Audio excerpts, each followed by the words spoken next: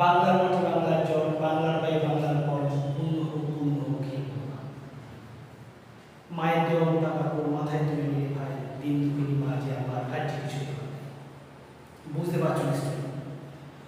British শাসনকালে বাংলা বিভাগকে কেন্দ্র করে যে বাংলায় স্বদেশীয় বয়কট আন্দোলন শুরু হয়েছিল সেটা নিয়ে আলোচনা। ভারতবর্ষের অন্যতম ব্রিটিশ ইস্ট ইন্ডিয়া কোম্পানির প্রেসিডেন্ট ছিল বাংলাদেশ। মোট 3টে প্রেসিডেন্সি ছিল: বাংলাদেশ, মাদ্রাজ ও মুম্বাই, মানে কলকাতা, মাদ্রাজ ও মুম্বাই। এবং এই 3টে প্রদেশের মধ্যে সবচেয়ে বৃহত্তম প্রদেশ ছিল বাংলাদেশ বা কলকাতা প্রেসিডেন্সি। কলকাতা প্রেসিডেন্সিতে দীর্ঘদিন ইস্ট ইন্ডিয়া কোম্পানি রাজত্ব করত। দীর্ঘদিন বাংলায় বণিকের বেশি এসে রাজায় রাজ সিংহাসন দখল করেছিল ইস্ট ইন্ডিয়া কোম্পানি। সেই 1757 খ্রিস্টাব্দে। কত খ্রিস্টাব্দে? 1757 খ্রিস্টাব্দে ইস্ট ইন্ডিয়া কোম্পানি বাংলার স্বাধীন নবাব সিরাজউদ্দৌলাকে সিংহাসনচ্যুত করে, পরবর্তী ক্ষেত্রে মির্জাফর, মীর কাসিম মতো পুতুল রাজাকে সিংহাসনে বসিয়ে তারা পক্ষান্তরে রাজত্ব শুরু করেছে। আরো 100 বছর যদি এগিয়ে যাও তাহলে 1858 খ্রিস্টাব্দে ব্রিটিশ ইস্ট ইন্ডিয়া কোম্পানিকে ক্ষমতাচ্যুত করে বা তাদের ক্ষমতা থেকে অব্যাহতি দিয়ে ব্রিটিশ সরকার অর্থাৎ রানী ভিক্টোরিয়া তিনি ভারতবর্ষের সমস্ত দায়িত্ব গ্রহণ করেন। তবে এর আগের বছর 1857 খ্রিস্টাব্দে সিপাহী বিদ্রোহ, এবং সেই সিপাহী বিদ্রোহের যে ব্যাপকতা, সেই ব্যাপকতার ফলে কিন্তু বাংলাদেশকে কেন্দ্র করে সেই ব্যাপকতা শুরু হলেও সমগ্র ভারতবর্ষে ইস্ট ইন্ডিয়া কোম্পানি জয়লাভ করলেও একটা ছোট কোম্পানি একটা বৃহৎ ভারতবর্ষকে শাসন করার যে যোগ্য নয় সেটা ব্রিটিশ সরকার বুঝতে পেরেছিল, এবং সেই জন্য ব্রিটিশ সরকার রানী ভিক্টোরিয়া ভারতবর্ষের শাসনভার গ্রহণ করেছিল 1858 খ্রিস্টাব্দে। এই সময় থেকে বাংলাদেশে কিছু সভা সমিতি গড়ে উঠেছিল। এই সভা সমিতি বাংলার মানুষকে ঐক্যবদ্ধ করে। প্রথমে 1836 খ্রিস্টাব্দে বঙ্গভাষা প্রকাশিকা সভা, বঙ্গভাষা প্রকাশিকা সভা প্রথম একটা রাজনৈতিক প্রতিষ্ঠান গড়ে উঠেছিল। 1838 খ্রিস্টাব্দে তৈরি হয় জমিদার সভা। 1867 খ্রিস্টাব্দে তৈরি হয়েছিল হিন্দু মেলা, এবং 1876 খ্রিস্টাব্দে তৈরি হয় ভারত সভা। এই যে রাজনৈতিক প্রতিষ্ঠান, এই প্রতিষ্ঠানগুলো তৈরি হওয়ার মধ্য দিয়ে বোঝা যায় বাঙালি মননে ব্রিটিশ সরকার কতটা তিক্ততা ধরিয়েছিল। এই সোসাইটিগুলো বাংলা প্রদেশে বিভিন্ন মানুষকে ঐক্যবদ্ধ করে তাদের দাবি দাওয়া আদায়ের একটা ব্যবস্থা করেছিল।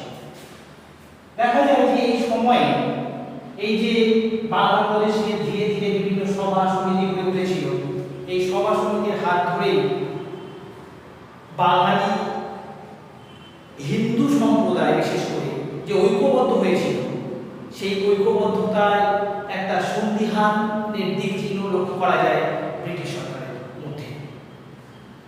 1905 খ্রিস্টাব্দে সেই সময়ে বাংলার গভর্নর ছিলেন, ভারতবর্ষের গভর্নর জেনারেল ছিলেন, মানে বড়লাট ছিলেন লর্ড কার্জন। কে ছিলেন? লর্ড কার্জন ছিলেন। এবং এই লর্ড কার্জন বাংলার বড়লাট হয়ে আসার পর তিনি মনে করেছিলেন যে এত বড় বাংলাদেশের আয়তন কত ছিল? 1,89,000 বর্গ মাইল টোটাল আয়তন। এই বাংলা প্রদেশে, এত বড় বাংলা প্রদেশ, এত মানুষ বসবাস করে, ছোট লাটের পক্ষে এই বাংলা প্রদেশকে শাসন করা সম্ভব নয়।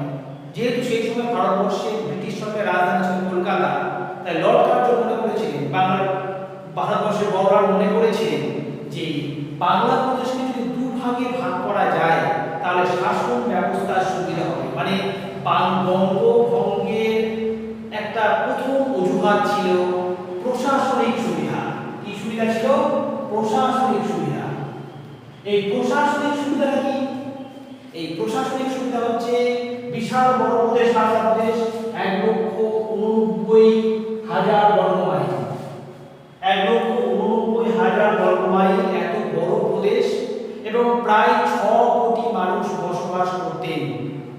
এই বড় প্রদেশে এতগুলো মানুষকে শাসন করা কোনো একজন গভর্নরের পক্ষে সম্ভব নয়। তাই বাংলা প্রদেশকে দুভাগে ভাগ করে প্রশাসনিক সুবিধার জন্য তিনি বাংলা প্রদেশকে ভাগ করবেন, এটা ঠিক করা হয়েছিল, এবং তিনি ইংল্যান্ডের লর্ড সভায় সেটা কিন্তু বার্তা পাঠিয়েছিলেন। কিভাবে ভাগ করবেন প্রশাসনিক সুবিধার জন্য? একটা হচ্ছে পূর্ববঙ্গ আর পশ্চিমবঙ্গ। পূর্ববঙ্গের রাজধানী হবে ঢাকা, এবং এই ঢাকাকে রাজধানী করে ময়মনসিংহ, ফরিদপুর, রাজশাহী, চট্টগ্রাম, আসাম উপত্যকা, ত্রিপুরা এবং মণিপুর, এই ঢাকাকে রাজধানী করে এই পূর্ববঙ্গ তৈরি হলো, এবং যেখানে ম্যাক্সিমাম মুসলিম সম্প্রদায়ের মানুষরা বাস করে, এবং মুসলমান সম্প্রদায়ের মানুষরা এখানে সংখ্যাগরিষ্ঠ। তাই প্রশাসনিক সুবিধার জন্য তিনি এই বাংলাকে ভাগ করবে ঠিক করেছিলেন। আর পশ্চিমবঙ্গটা কোন প্রদেশ নিয়ে তৈরি হবে? কলকাতাকে রাজধানী করা হবে। এছাড়াও বাংলা প্রেসিডেন্সি বাকি অংশ, এছাড়াও কিন্তু এর সঙ্গে যুক্ত হবে উড়িষ্যা আর বিহার। এই কলকাতাকে রাজধানী করে এই প্রদেশগুলোকে নিয়ে তৈরি হবে পশ্চিমবঙ্গ। এই দুই বাংলাকে প্রশাসনিক সুবিধার জন্য তিনি ভাগ করেন কত সালে? 1905 খ্রিস্টাব্দে 16 অক্টোবর, অর্থাৎ বাংলার 30শে আশ্বিন বাংলা ভাগ করেন প্রশাসনিক সুবিধার জন্য। দেখো, এই প্রশাসনিক সুবিধার জন্য এটা ভাগ করলেও প্রকৃতপক্ষে কি এটা প্রশাসনিক সুবিধা ছিল, নাকি ব্রিটিশ সরকারের মনের মধ্যে অন্য কিছু চলছিল? তাদের যে বাংলার তৎকালীন যে পরিস্থিতি, সেই পরিস্থিতি অন্য কথা বলছিল। অন্যতম আরেকটা কারণ বিভিন্ন রাষ্ট্রবিজ্ঞানীরা বা বিভিন্ন ঐতিহাসিকরা তারা কিন্তু বর্ণনা করেছে।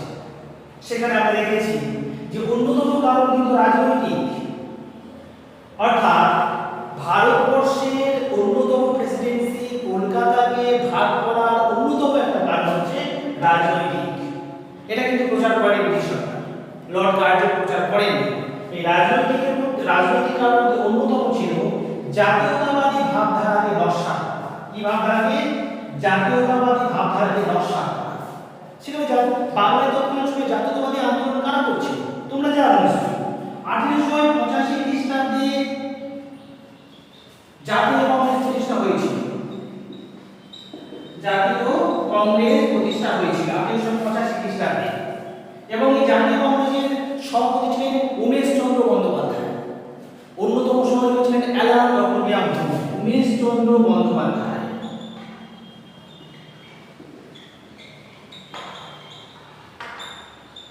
আর অন্যতম সভাপতি ছিলেন অ্যালান লক্ষ্মণ।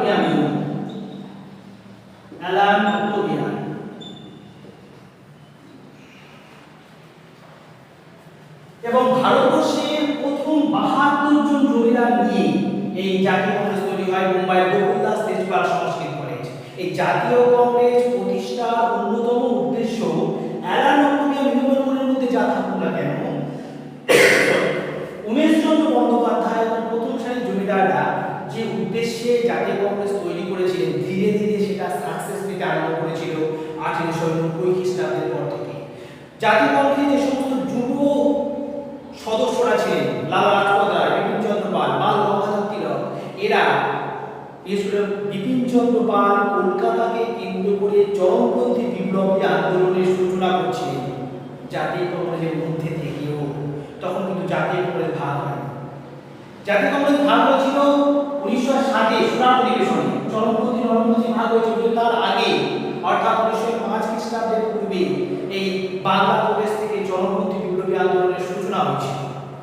দেখা যায় যে এই সময়ে সমগ্র ভারতবর্ষে যে রাজনৈতিক চালচিত্র, সেই রাজনৈতিক চালচিত্রের মধ্যে অন্যতম যে জাতীয়তাবাদী আন্দোলন, সেই জাতীয়তাবাদী আন্দোলন কারা করছিল? কলকাতায় তার মূল কেন্দ্র ছিল। 1902 খ্রিস্টাব্দে অনুশীলন সমিতি তৈরি হয়, 1906 খ্রিস্টাব্দে যুগান্তর দল তৈরি হয়। এই যুগান্তর দল অনুশীলন সমিতি তারাই কলকাতাকে কেন্দ্র করে বিভিন্ন জায়গায় চরমপন্থী রক্তক্ষয়ী চরমপন্থী বিপ্লবী আন্দোলন শুরু করেছিল। তাদের মধ্যে ম্যাক্সিমাম ছিল হিন্দু সম্প্রদায়, হিন্দু বাঙালি। আর এই হিন্দু বাঙালিকে সংখ্যালঘু করার জন্য লর্ড কার্জন প্রথমত এই বাংলাকে ভাগ করার চিন্তা ভাবনা করেছিলেন, যাতে পূর্ববঙ্গে হিন্দুরা সংখ্যালঘু হয় আর পশ্চিমবঙ্গে হিন্দু বাঙালিরা সংখ্যালঘু হয়। যেহেতু এখানে বিহার এবং উড়িষ্যার লোকের মানুষরা ছিলেন, এরা হিন্দু কিন্তু বাঙালি নয়। ফলে এই হিন্দু বাঙালিকে সংখ্যালঘু করে চরমপন্থী বিপ্লবী আন্দোলনকে ধ্বংস করার চেষ্টা করেছিল হিন্দু লর্ড কার্জন। এবং এই ইস্যুতে তারা কিন্তু বঙ্গভঙ্গ করেছিল বলে ঐতিহাসিকরা মনে করেন। এছাড়াও দেখো আরেকটা অন্যতম কারণ হচ্ছে মুসলমান সম্প্রদায়ের দাবি। মুসলমান সম্প্রদায়ের অনেকদিন আগেকার দাবি ছিল। কারণ দেখো সেই সময়ে 1905 খ্রিস্টাব্দের পূর্বে ব্রিটিশ সরকার ইস্ট ইন্ডিয়া কোম্পানি, ব্রিটিশ সরকার ভারতবর্ষের ক্ষমতা দখল করার পরে অর্থাৎ 1858 খ্রিস্টাব্দের পর থেকে বাংলা প্রদেশে কলকাতাকে কেন্দ্র করে সমস্ত উন্নতি হতে আরম্ভ করে। কলকাতাকে কেন্দ্র করে যে সমস্ত হিন্দু জমিদার আছে তারা ইংরেজদের সংস্পর্শে আসে এবং তারা উন্নতি করতে আরম্ভ করে। শিক্ষা দীক্ষায়, ব্যবসা বাণিজ্যে সমস্ত দিক থেকে তারা সুযোগ সুবিধা পেতে আরম্ভ করে। এবং এর ফলে সমগ্র বাংলাদেশে মুসলিমরা ক্রমাগত পিছিয়ে পড়ে, অশিক্ষার বেড়ায় তারা জড়িয়ে পড়ে। তারা ইংরেজ ইস্ট ইন্ডিয়া কোম্পানি এবং পরবর্তীতে ইংরেজ সরকারের সঙ্গে সামঞ্জস্য আসতে পারছিল না। ফলে তারা ক্রমাগত পিছিয়ে পড়ে এবং মুসলিম সম্প্রদায়ের দাবি ছিল যে তাদের উন্নতির জন্য কিছু একটা করা হোক। এবং বিশেষ করে ঢাকার নবাব সলিমুল্লাহ এর অন্যতম দাবি ছিল এবং তার একটা প্রভাবও ছিল। ঐতিহাসিকরা মনে করছেন যে ওই কারণেই এই মুসলমান সম্প্রদায়ের দাবি মেনে লর্ড কার্জন কিছুটা এগিয়েছিল এবং এর ফলে উন্নত ফায়দা হবে লর্ড কার্জনের, এটা ঐতিহাসিকরা মনে করছে।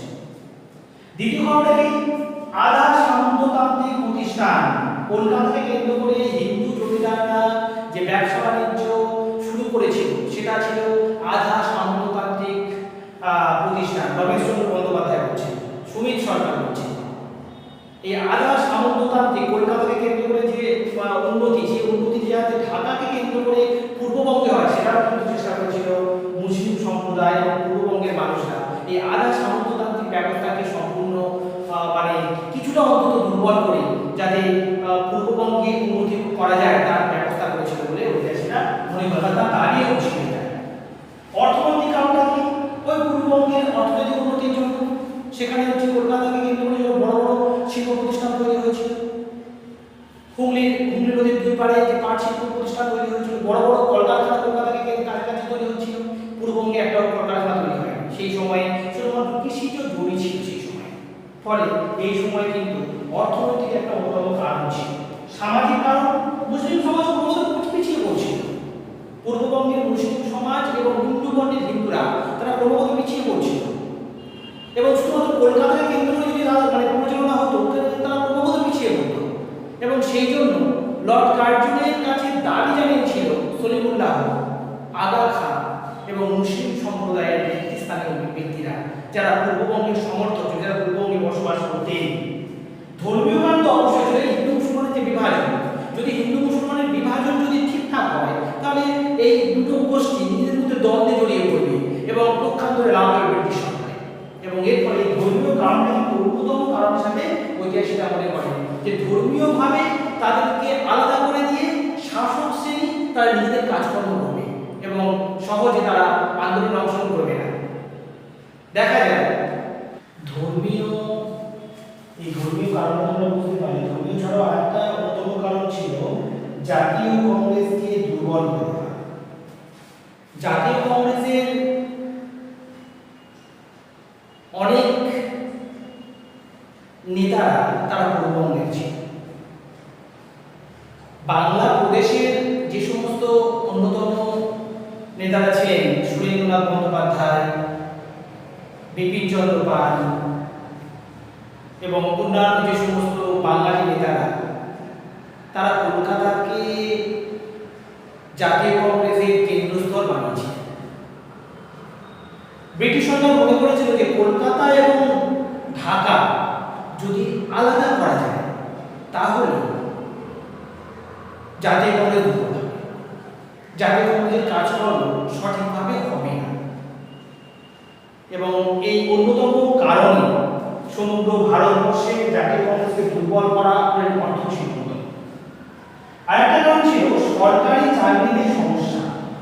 অবশ্যই এটা যদি আমরা বলতে পারি যে কলকাতাকে কেন্দ্র করে যদি ব্যাপকভাবে ব্রিটিশ সরকার শাসন ব্যবস্থা পরিচালনা করেন, তাহলে পূর্ববঙ্গের মানুষরা সরকারি চাকরিতে তেমনভাবে অংশগ্রহণ করতে পারতেন না। একটাই কারণ যে তাদের সঙ্গে কলকাতার যোগাযোগ ব্যবস্থা একটা বিচ্ছিন্ন ছিল, যোগাযোগ ব্যবস্থার অপ্রতুলতা ছিল।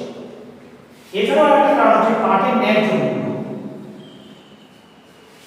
ভারতবর্ষের অন্যতম পাট শিল্প কারখানা হুগলি নদীর উভয় তীরে গড়ে উঠেছিল, সেটা কলকাতার কাছাকাছি অর্থাৎ পশ্চিমবঙ্গে। কিন্তু ম্যাক্সিমাম পাট চাষ হতো পূর্ববঙ্গের চাষিরা, তারা কিন্তু পাটের ন্যায্য মূল্য পেত না। এই পাটের ন্যায্য মূল্য না পাওয়ার ফলে সমগ্র বাংলা প্রদেশে মুসলিম চাষিরা বা নিম্নবর্ণের চাষিরা তারা কিন্তু ইংরেজ সরকারের উপর রুষ্ট হতো। এই বিভিন্ন কারণে, মানে দুটো কারণ, একটা হচ্ছে প্রশাসনিক কারণ আর রাজনৈতিক কারণ, এই দুটো কারণের জন্য বাংলাকে ভাগ করা হয়েছিল, বঙ্গভঙ্গ করা হয়েছিল, যেটা বাঙালি সম্প্রদায়, বাঙালি চরমপন্থী বিপ্লবীরা, নরমপন্থী বিপ্লবীরা তারা কিন্তু মেনে নিতে পারেনি। এবং ওই জন্য পরবর্তী ক্ষেত্রে বঙ্গভঙ্গকে কেন্দ্র করে বঙ্গভঙ্গ বিরোধী আন্দোলন শুরু হয়েছিল। তাহলে আজকে এত পর্যন্ত থাক। পরের ভিডিওতে আমি বঙ্গভঙ্গ বিরোধী আন্দোলন বাংলাতে কিভাবে ব্যাপকতা লাভ করেছিল এবং তার মাধ্যমে কিভাবে স্বদেশীয় বয়কট আন্দোলন হয়েছিল, হিন্দু মুসলমানের মধ্যে এই স্বদেশীয় বয়কট আন্দোলনের মাধ্যমে কিভাবে ঐক্যবদ্ধতা এসেছিল, নারী, কৃষক এবং ছাত্ররা কতটা ব্যাপকভাবে আন্দোলনে অংশগ্রহণ করেছিল, পরের ভিডিওগুলোতে আমি পরপর এটা আলোচনা করব। তাহলে আজকে